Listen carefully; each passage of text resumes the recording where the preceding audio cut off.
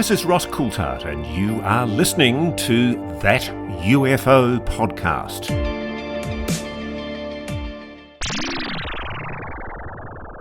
Hi everyone, and welcome back to That UFO Podcast. My name is Andy, and joining me on the podcast are the owners of the International UFO Congress for 2022, its 31st year. I have Alejandro Rojas and Karen Brard. Welcome both of you to the podcast. Hello, thanks. Hello, glad to be here. Good to have you both on. Alejandro, personally, it's the first time I've got to speak to you as well as Karen, but I used to listen to Open Minds back in the day and long before I had ideas of even starting my own podcast. So thanks for trailblazing the way, as I'm sure you have for many, many others. My pleasure. It's always wonderful to hear from people who enjoyed the podcast. Absolutely. I remember your chats with yourself and Martin Willis used to be my go-to when my wife would have her reality TV on in the background. I would put the headphones in, so it was a saving grace, I promise you. It was reality TV to me. Oh, well, yeah, I suppose it was right over across the way. Listen, I wish my wife was as understanding as you are about the UFO topic, Karen. You really got yourself involved, as we're about to discuss, and I believe this is your 6th year, Karen, owning the event. Is that right? Yeah, since 2017, and we had a live event in 2018 and 2019, and then COVID struck. So the last 2 years, it's been online only. So this is our first venture back out into a live event, and we did wait quite a while, and I did want to get one in this year so it could be an annual event. So we just didn't have as much time to prepare this year because I just wanted to make sure COVID was out of the way for the most part. So we're doing another one. So we only have a couple weeks to go. Well, that's going to be special, having everyone back in person. And it was great when I remember doing some promotion last year for Contact in the Desert. And again, it was virtual and you've got all these great speakers and a lot of these events went online. But you do miss that human element, don't you? Even if you're watching it virtually because you can't travel from around the globe, just to see an audience in the room helps with the atmosphere and just that uniqueness of the event. So that must be something you're really looking forward to. Yeah, it is nice to be able to see your friends, give them a hug. But the good thing about our virtual conference is we do have an app. It's called Huva, and in that app it allows you to interact with everybody that's either there in person or at home. So you can chat with each other. You can even do little virtual meetups and meet people on camera. So there's a lot. It makes it a little bit better, a little bit closer to being there. Well, that's awesome. Alejandro, let me ask first off, how are those preparations coming along then? Like Karen says, we're in our final weeks now before the event. She would know better. I'm focused on other stuff, but helping her as I can. But it sounds like it's coming along well. Yeah, we have all our speakers booked.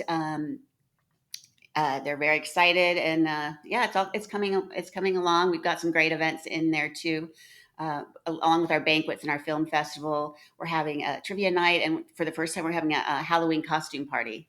So a lot of fun events for people to do, and it has a great bar and an outdoor swimming pool, and it still will be warm here, so you can still swim here, and a great big jacuzzi too. So it's going to be fun. It's a new event, a new venue for this event this year. It's very pretty, and I think people really enjoy it. Well, the venue, and I'll get this correct, is the Sheraton at Wrigleyville West. The event's being held in Phoenix, Arizona from the 12th to the 16th of October. Actually, it's Mesa, Arizona. So it's the suburb Sheraton at Mesa Hotel. Okay. Not knowing the area, I take it that's important because people will just travel to Phoenix and they're going to be some ways away from it. I'm sure it's a big area. So yeah, that's a good one. I'm going to put all the details within the link to the podcast as well, folks. If you are planning on attending, you can click on that and check out the website ufocongress.com as well for that information. You mentioned, importantly, the guests, and that's what people are largely going to be going there for, other than the meetups and meeting new people with those common interests in the UFO subject. So let's get to the guests. Do you want to give a rundown of some of those speaking? Sure. You can help me if I forget any. We're having Ben Hansen of UFO Witness. He's a good friend of ours, and also has a show. The UFO Witness show. But he's also a friend of ours who used to be in the FBI, and he's very interested in this whole subject. He's been doing it for about 10 years, and he's going to share some something new that he's done. He just finished his master's, and his thesis was on preparedness, what would happen, what would be the impact of an outside extraterrestrial visitation or attack from another place. So that's part of his thesis was on that for preparedness. Well, we have James Fox, and he's going to be doing a screening of his new film, The Moment of Contact, and that's about the Brazil. How do you say that? Virginia, Virginia, or yes. Virginia, I think they Yes. say. Yeah. About that when there was supposedly a landing of some craft Yeah, and so some beings came a out. sighting, and some kids saw a being, which the local fire came and picked up, and allegedly the fireman who held the thing died of radiation poisoning eventually. So I guess he's been able to talk to firsthand witnesses to verify this story. So it ought to be an interesting movie. I'll just say I've got an advanced screening of Moment of Contact, and I won't be saying anything about it till after it's come out, but I'm sure people are going to enjoy that ahead of time. But that's all I'll say for now. Cool. Okay. Also, Micah Hanks. He's a friend of ours from North Carolina. He's a researcher, and he's written a couple books. He's part of the Debrief, which is a online UFO news podcast and site for news and written journalism as well. David, you want to talk about David Marler? Oh yeah, David Marler, one of my favorite researchers. David is going to be talking about so he ran across some cases. Of course, he's a very kind of conservative researcher, kind of like I am, nuts and bolts type of stuff. But one of the things he's going to be talking about is these cases he ran across with physical effects. And he's also going to mostly talk about his archive and the importance of historical research. He's got one of the biggest collections of UFO artifacts in the world. He does. I Not remember artifacts, he had just acquired that. Yeah, when I interviewed David last year, and he just got a hold of the archive at the time and was digitizing it, which is no mean feat. So that's what I'm very much looking forward to. Yep. Yeah, and then we have Dr. Michael Masters. He's actually a biological anthropologist from Montana Tech, and he's written a second book along the theory that the aliens that people have reported seeing and maybe being abducted by could be humans that have traveled back from the future, and they're coming back to check us out and do research and see how maybe they could avoid becoming like they are. So he's going to join us for the second time, and he's a great speaker. Yes, and that's the extraterrestrial model, I believe, is the book. Yes, we spoke exactly. to Dr. Masters about that a few months ago. So always a great speaker, lovely guy as well. Yeah. Yeah.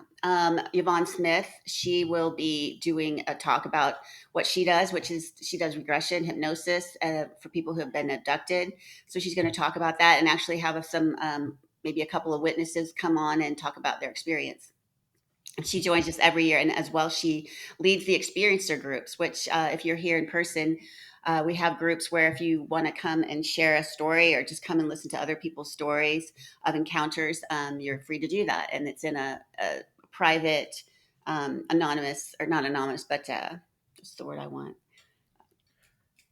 When you can't tell anybody. Just like a private confidential. Yeah, not recorded, anything like that. So yeah, safe space for people to talk and share their experiences. So she leads those as well. That sounds awesome. And all of those guests you've mentioned, except Yvonne, I've interviewed on the podcast. If people want to hear a little bit about those backgrounds, you can go and check those interviews out. But Yvonne is certainly a name I've just written down to have a chat with as well, because that sounds very interesting. Sure, yeah. Another speaker, of course, will be Bryce Zabel. His podcast with Ross Coulthart, Need to Know, has become very popular. So we've had, in fact, I think we're one of the first people to have Bryce at the International UFO Congress when we were running it with Open Minds.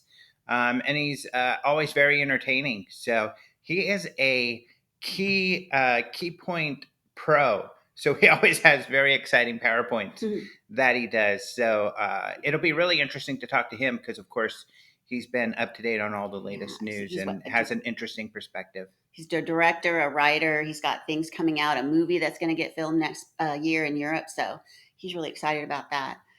And then our next speaker, I'm going to read this so I don't get it wrong. John Ramirez. He served from 1984 to 2009 in the CIA Directorate of Science and Technology, the Directorate of Intelligence and the ODNI National Counterproliferation Center.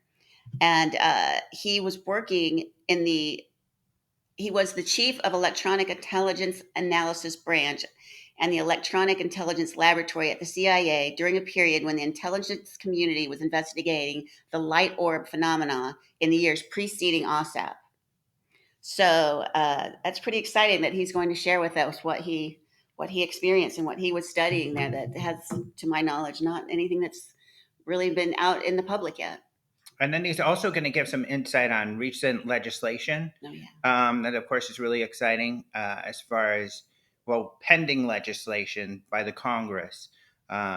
He's going to kind of give his own take on all of that, which ought to be great.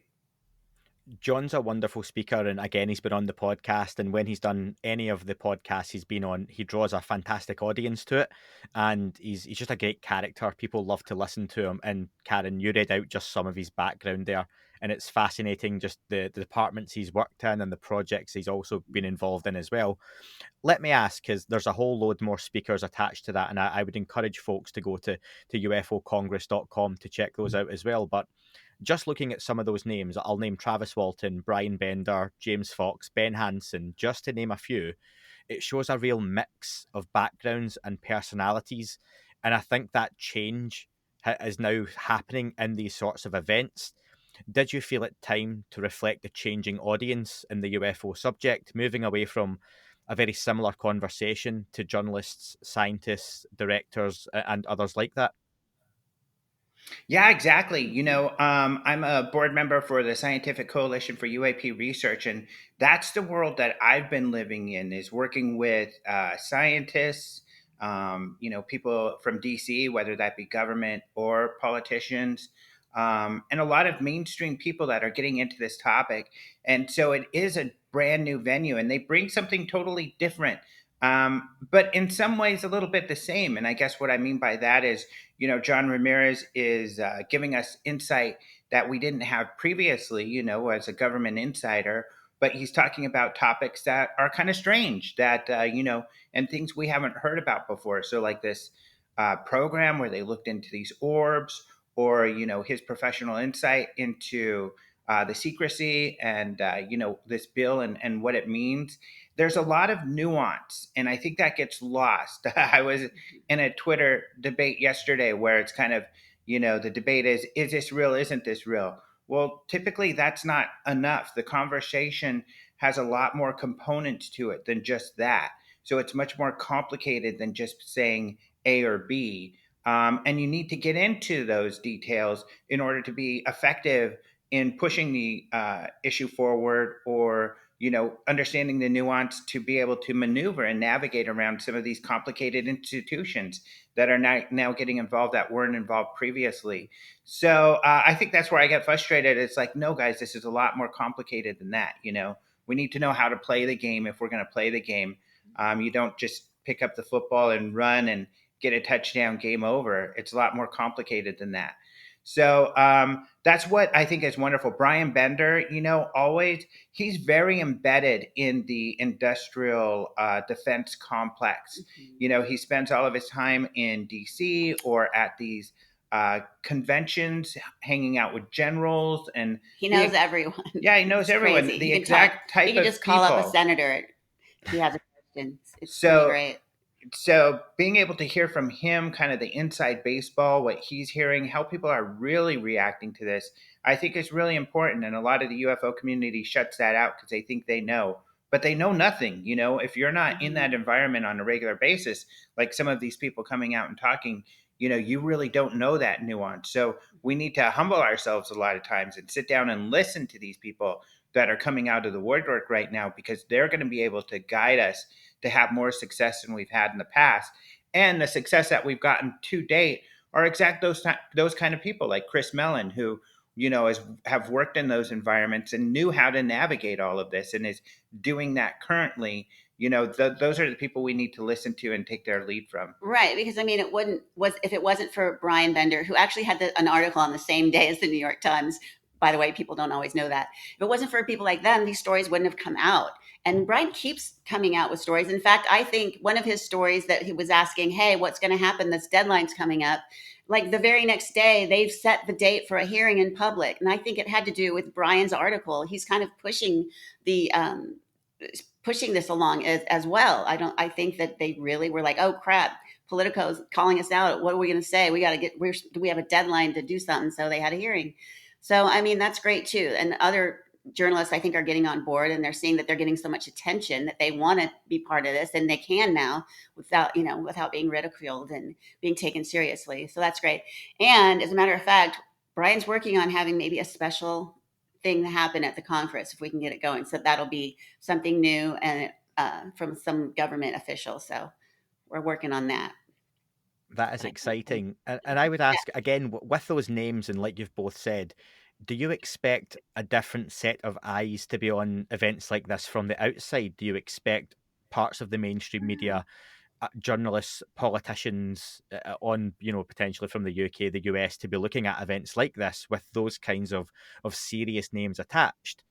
Well, we do know that they looked at the last SCU conference. Why don't you tell them about that? Well, to answer your question, I think that journalists, at least we've always had a great relationship with local journalists and some international journalists. Me in particular, the Sun, I know them quite a bit. They show up at a lot of events and follow us. And so, I mean, they'll be showing up, but I don't think they typically get in the weeds so much. So they don't know what to expect. I think that they see that there's more credible stuff, so maybe they're a little more excited. But I think they come with a very open mind. That's why it's very important to provide journalists with credible information. A lot of people in this field think there's a conspiracy, and we wonder, hey, when we brought you that experiencer, why didn't you cover that and take us seriously?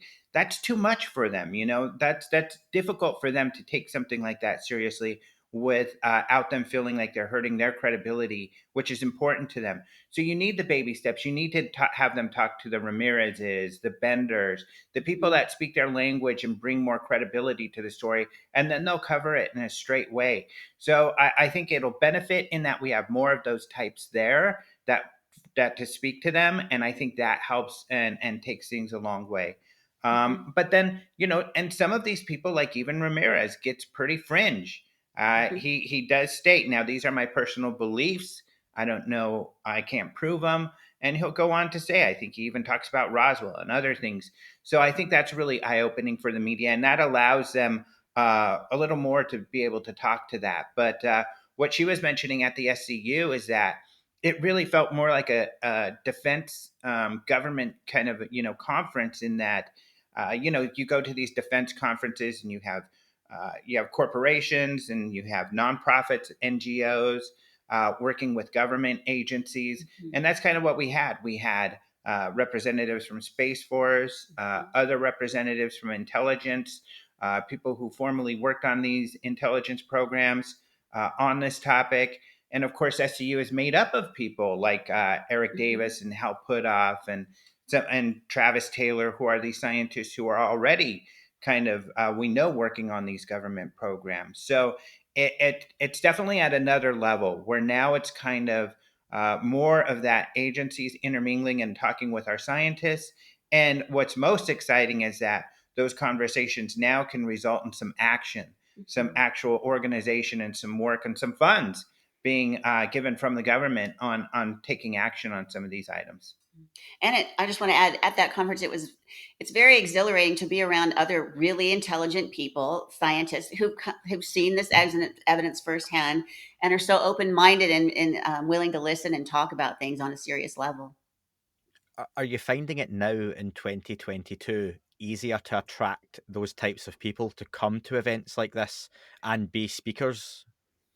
Well, everybody, I mean, we've never had any trouble getting speakers for sure.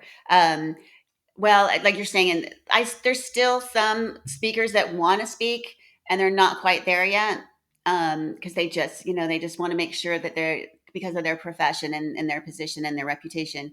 But it's getting better. Yeah. Like, I mean, there's people that have spoken, I mean, like Brian Bender, like, Politico's allowed him to do this and he's gotten used to it. And, that wouldn't have happened. Yeah, he helps a lot because, the credibility of his role and Politico, For instance, we've been trying to get Fife Symington to come and speak at the Congress for many years and haven't been able to. Brian gives him a call up last year, and he's like, "Oh yeah, of course, I'll talk to you on camera for the Congress." So we were it sitting allows, right here. sitting right here in the virtual. Which are those videos available on YouTube yet? Yes.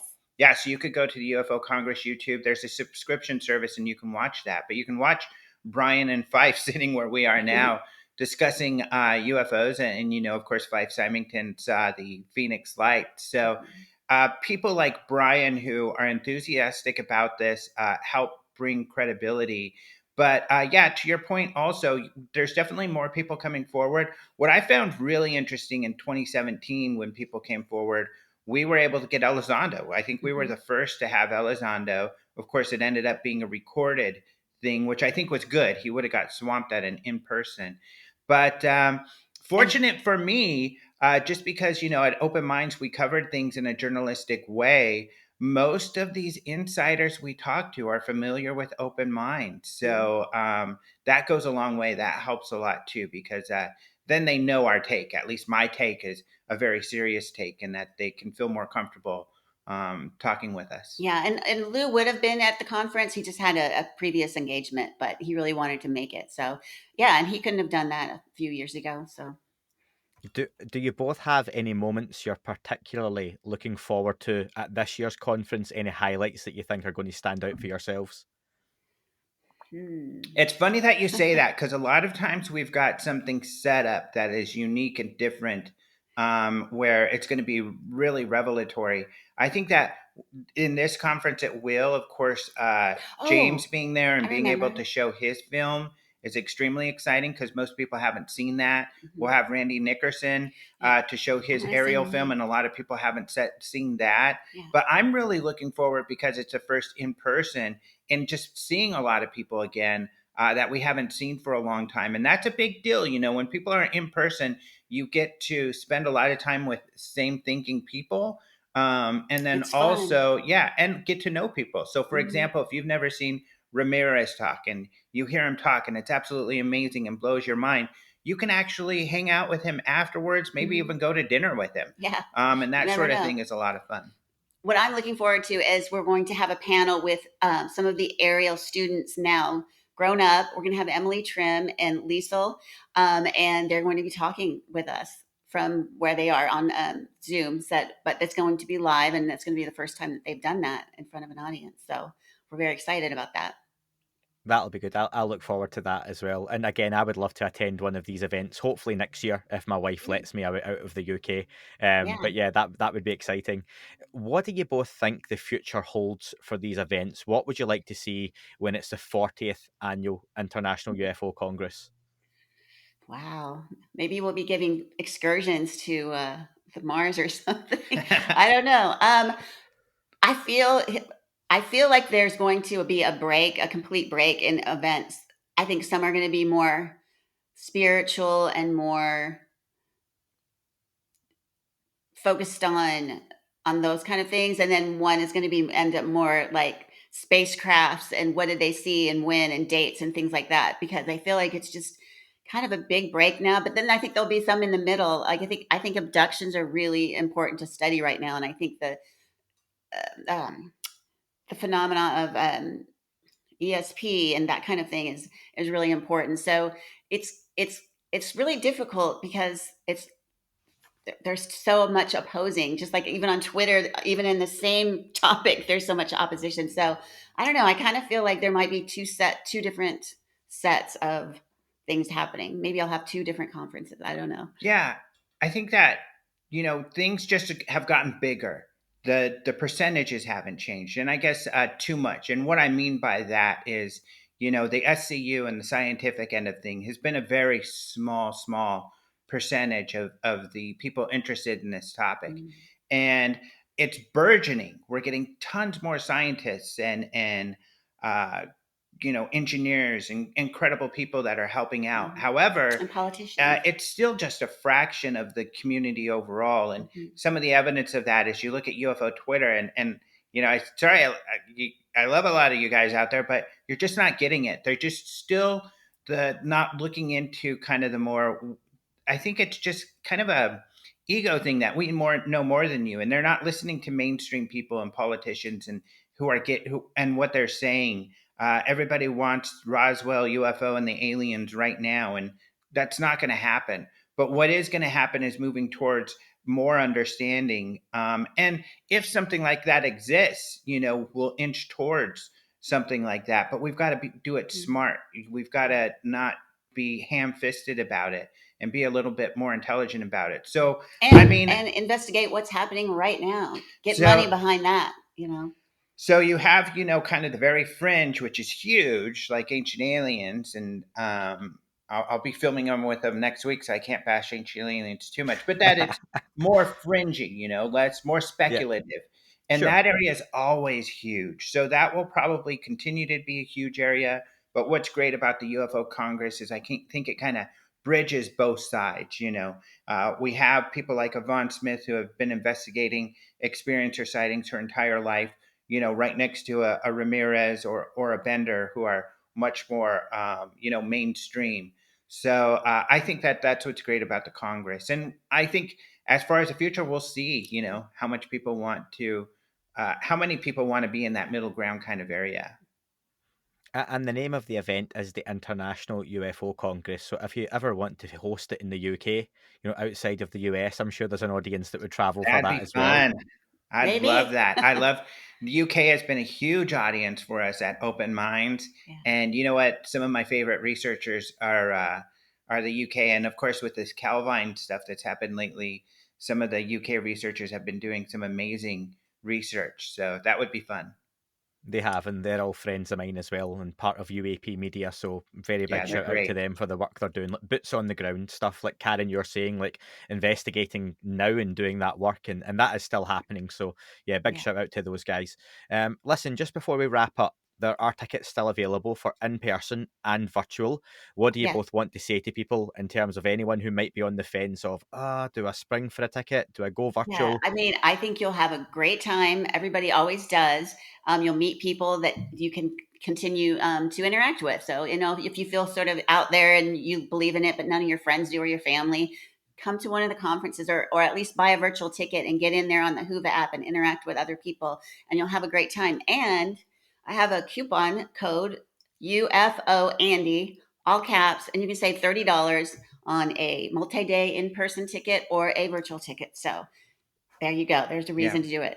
And what you get with it. So with the virtual ticket, you get access to the Whova app. So you can watch the events live. You can ask questions, and we'll ask the speaker those questions while it's happening live.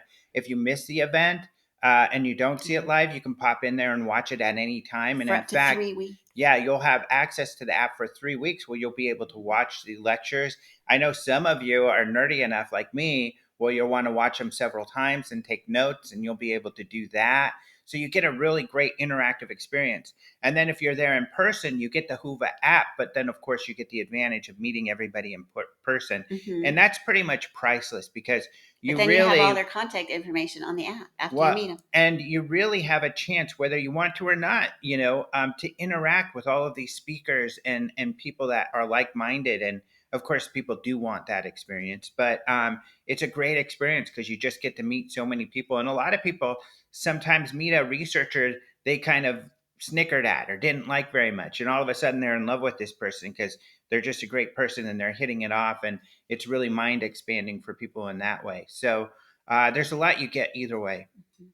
No, that's really good to hear, especially for that virtual experience. I know we've got a lot of people in the UK that can't make it out the flights and all that kind of stuff as well. And if you're in the US and you're not able to travel, but it sounds like you get so much with that virtual experience that you get to speak to people, like you say, that's a big part of it, Karen. So very exciting. And folks, already this will be released straight away, this audio and video. However, if you are on any form of social media, just like and share the post promoting the conference. Remember, there isn't the opportunity, like Karen said, if you type UFO Andy, all caps, in at checkout, you'll save $30 off those tickets. But I will, by the end of September, give away one of those virtual tickets too. And I'll get in touch with Karen and Alejandro to arrange that. So just make sure you like and share the post, folks. As simple as that. And yeah, you can win a ticket to the event. So both of you, I'd like to say thank you very much for taking time to join me. I'm sure you're very busy with only a few weeks now until the event. It is the International UFO Congress 2022 in its 31st year, from the 12th of October to the 16th of October. And again, once again, thank you very much for joining me. Thank you so much. Thank you. Folks, at the start of this year, I got a bit of a health scare, and it kick-started me to getting fitter, healthier, and generally looking after myself better. A healthier breakfast was high on my priority list, and it should be for you too. Magic Spoon is the perfect way to get in your morning protein, eating cereal that tastes like it did when you were a kid without all the bad stuff. I can promise you there is nothing unidentified in this cereal. The variety pack has 4 flavours, including cocoa, fruity, frosted and peanut butter. This pack has 0 grams of sugar, 13 to 14 grams of protein and only 4 net grams of carbs. There are only 140 calories per serving. It's keto friendly, gluten free, grain free, soy free and low carb. It's delicious but super healthy cereal that really brings joy to your mornings, afternoons or actually any time of day. Go to magicspoon.com/thatUFO to grab a variety pack and try it today. Be sure to use our promo code THATUFO at checkout to save $5 off your order. Magic Spoon is so confident in their product, it's backed with a 100% happiness guarantee, so if for any reason you don't like it, they'll refund your money, no questions asked. Remember to get your delicious bowl of guilt-free cereal at magicspoon.com/thatUFO and use that code THATUFO to save $5 off. Thank you, Magic Spoon, for sponsoring this episode. That is all for this week's show. Thank you very much for listening. Please remember to leave the podcast a review on your chosen platform. You can like, retweet and subscribe. That would all be very much appreciated. The shows are being uploaded onto YouTube as we speak more and more. You can sign up at patreon.com/thatUFO podcast to access the shows ad-free as well. Please get in touch on Twitter, Facebook, Instagram, That UFO Podcast. Of course, on Twitter, it's at UFOUAPAM. And again, folks, as always, keep looking up. You never know what you might see.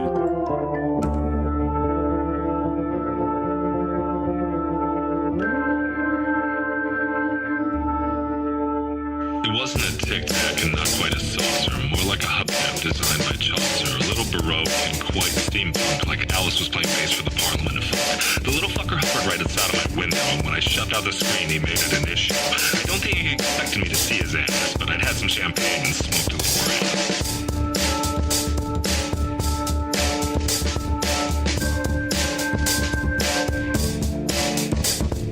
Meditative game of state full on meta. Can't imagine how it could have been any better. I got to the top of the stairs and there he was. Like, you awake? I was about to abduct you, cuz.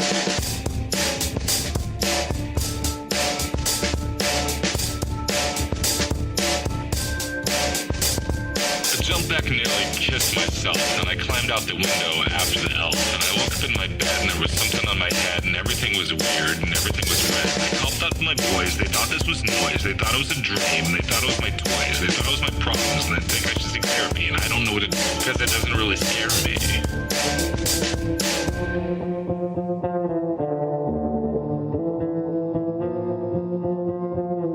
If you really want to know who I think I be, I think it's you and me and us and we and him and her and that and she and that thing over there and what's that, Jake?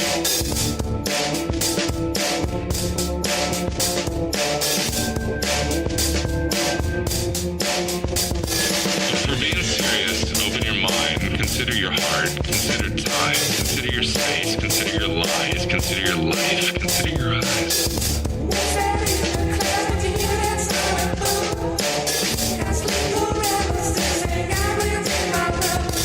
It wasn't a tic-tac and not quite a saucer.